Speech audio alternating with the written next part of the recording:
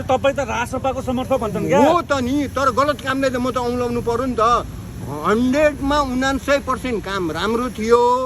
चितवनमा रवि लामेछानेले व्यक्तिगत हिसाबले ब्लू बस चलाउनु भएको होला, त्यसको लागि माले टापको त्यो त केही दिनलाई झारपानीका मात्रै गरे आउनु भन्छन् क्या। हो त्यो होला, तर यो त गर्न पाइएन क्या। यो साझा बस भनेको हाम्रो नेपाली राष्ट्रको सम्पत्ति हो।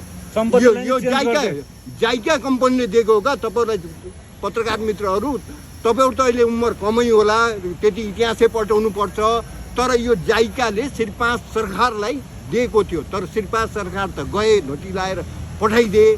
तर अहिले धोती लाएर पठाइसके 46 सालपछि साझा बसलाई के गरियो भन्दाखेरि एमाले काङ्ग्रेस माओवादीले कमाई खानी भाँडो बनाएका थिए। अब राजसभाले बनाउँदैछ। अब यो राजसभाले बनाएको भने तुरुन्त ढाल्नुपर्छ यो राजसभालाई। होइन, यो राजसभालाई होइन, सरकार भनेको राजसभा हो अहिले। तर यही सिस्टमले जानियो भने यति छ, अझ बालनको कानमा पुगोस्, नेपाल सरकारको कानमा पुगोस्।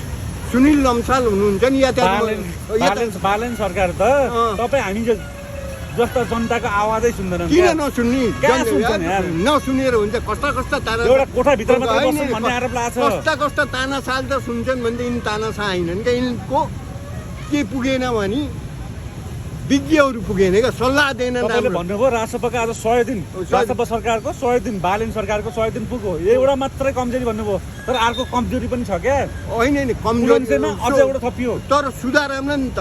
त्यो छ भने पहिला तपाईँले राजसभाको समर्थन गरिरहँदा एउटा अझ के छ भने नेपालले पनि भारतको भूमि मिचाएछन् भने त्यसलाई पनि राम्रो काम भन्नुहुन्छ।